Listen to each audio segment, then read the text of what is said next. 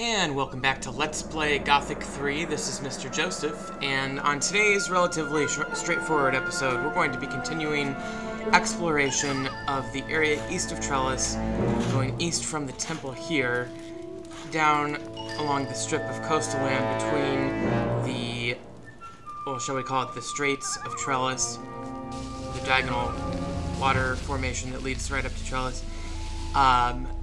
So the coastal area along the Straits of Trellis on the, let's see, that would be the north and east side of the bank there.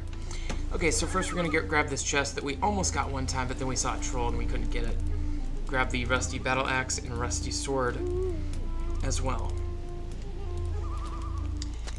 And then we're going to head east, and we're going to grab a few plants. Now, I seriously considered speeding up the plant gathering situation here, but there's only a few of them, so I decided not to.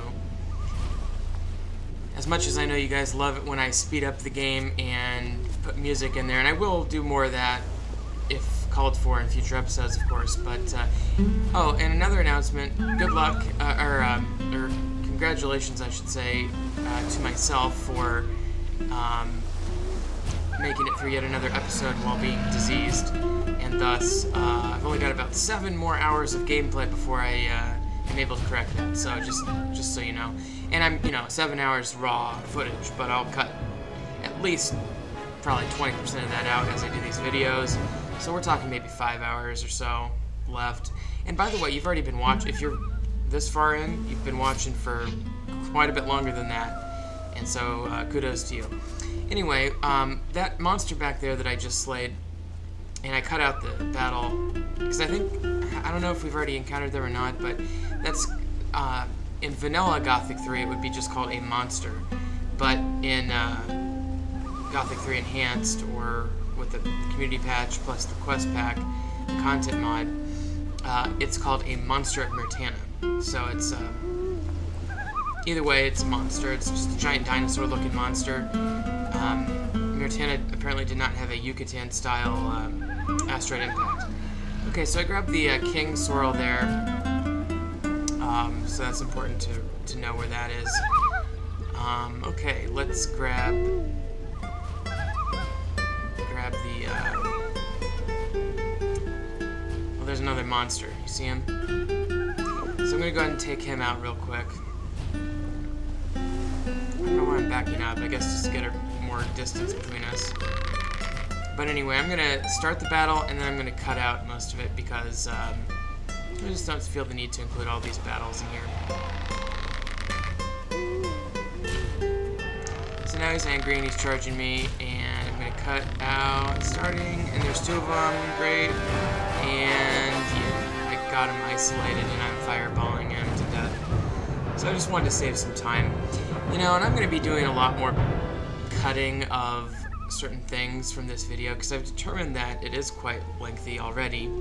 And I think most of the original early videos give you a good sense of how to do the battles and what they're like. And so if they become routine and therefore mundane, I'm going to start cutting them out a lot more often. So hope you don't mind. By the way, monsters of Myrtana yield meat and teeth, which can be used to make sharp arrows later in the game. Okay, so we've got pretty much all of the plants up till this point on the peninsula, and you can see off in the distance there's that other monster of Myrtana, so I'm going to go ahead and cut out the battle there, and boom, he's fireballed. Okay, nice. 400 experience, by the way, same as trolls, and they have roughly the same defense as trolls. I feel like they're maybe a little bit easier than trolls because maybe they move slower, or maybe they're just less intimidating, I'm not sure. In any event, those 3 monsters are gone now, so let's move on farther to the east. And slightly north. Or I guess it would be south. East and a little bit south, okay. Now there's a big stone circle up there with some guys we've seen before. Yes, it's good old-fashioned gargoyles, so let's go ahead and battle them. Now, I'm going to cut out most of the gargoyle battles because they do get mundane as well. and there's quite a few. I think there's about 7 or 8 of them, to be quite honest with you. I'm going to go ahead and show you the first one, though, without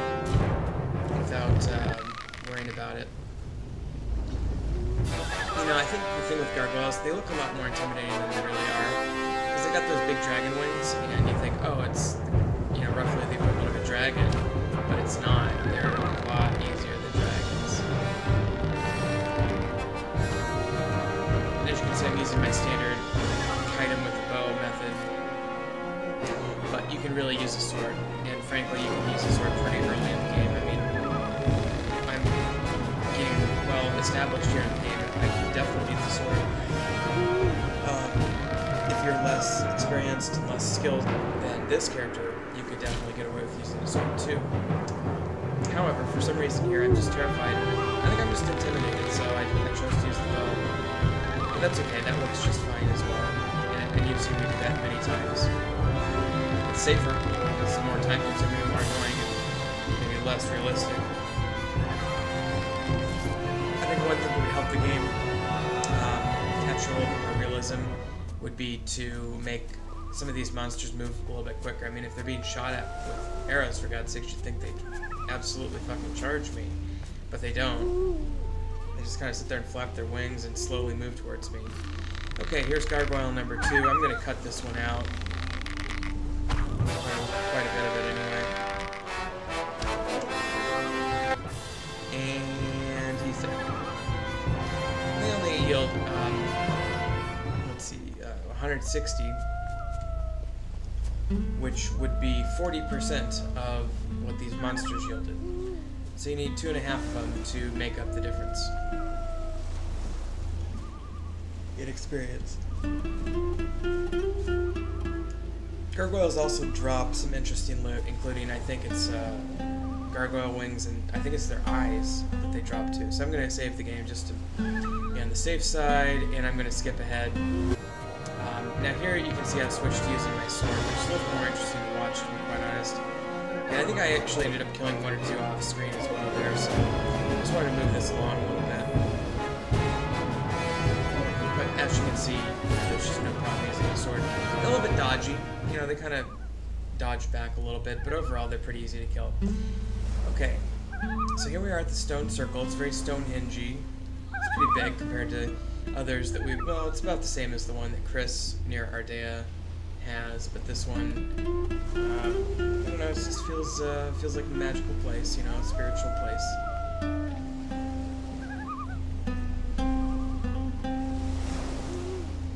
Incidentally, I'm narrating this video while my laundry is finishing up, so I'll be folding laundry here in a minute. Unfortunately, this video is not that long. And this is the last gargoyle, guarding the stone circle.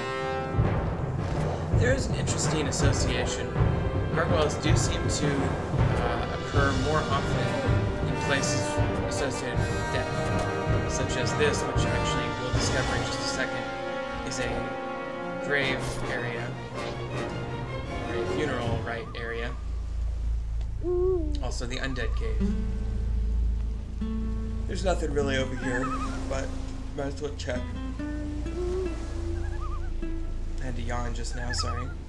There's a ton of plants, and most of them are pretty good, you know. There's dragon root there, and, you know, another dragon root, you know, healing plant, mana plant, a couple goblin berries, a flame berry, strange mushroom, you know, there's some pretty good plants. And there's a longsword and the paladin's shield. We're going to look at that in just a minute, but I'm going to grab the rest of these plants. I'm going to grab this chest.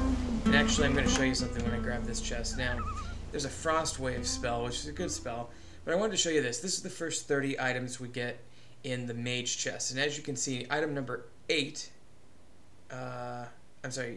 is the scroll of frost wave. So that means we've gotten 8 prior mage chests. We just got the amulet of the Hashishin in the temple, and then we just got the frost wave. By the way, that purple and red circle there, that's where we are right now. And then finally, I wanted to show you this. These are the areas in Mirtana where we can pick up the various items, the mage chest. This is just the mage chest of just Mirtana. And as you can see at the bottom that I'm circling right there is the one we just got. These are not in order. They're listed by geographical region and then by names, so they're not in the order that you actually get them. But you can pause the video and just look at those if you need to, or you can go to the game fact. You just Google Gothic 3 Impossible Chest or something like that, and you'll get it. Okay, and as we kind of wrap up this little area, I do want to make sure that I got all this stuff, of course, but I want to show you the Paladin shield that we picked up, because it's a pretty good item. Beliar. Well, first I'm going to pray to Beliar. Now, Grant me. I think it's interesting that a shrine to Beliar would be here, considering we just found a Paladin shield. Paladins are warriors of Enos, so it makes you wonder, did the Paladin die battling creatures of Enos? Or, I'm sorry, of Beliar? Or did Beliar I'm not ready for that. at a different time than the Paladin died? Or, you know, one would expect it to be a shrine of Enos. Okay, so I couldn't learn Summon Demon, so I learned Summon Skeleton instead. And we'll take a look at that in just a minute. We're going to be using that spell not infrequently, we'll put it that way. By the way, I previously had learned Fireball. And so here's my other one now, Summon Skeleton.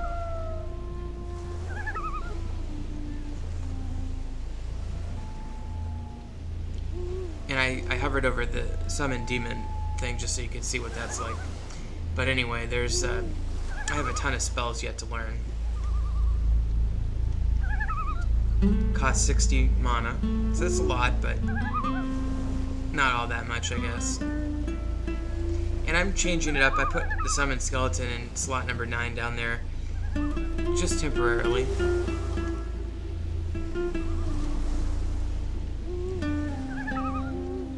And I went ahead and changed out my weapon, or whatever was in slot number 2. I put the Transporter Stone. What do you call those? Teleport Stone. Okay, here, now, I want to show you the Paladin Shield, but I'm not sure. Maybe I don't hover over it in this video. Well, in any event, if I don't, it's the most powerful shield in the game, to my knowledge. Okay, there's the Paladin Shield. 40, 30, 30. Knight Shield is 25, you know, it's a little bit less than that. I didn't catch that. But, so obviously it's a lot more powerful, but it does require 200 strength, and I just don't have the strength to wield it right now. So I'm going to have to stick with my Skull Shield. I don't even have the strength to wield the Knight Shield right now, to be honest. Okay, so that's pretty much it for this video. So, you know, thank you for watching, and just remember, Professor Snuggles is looking out for you.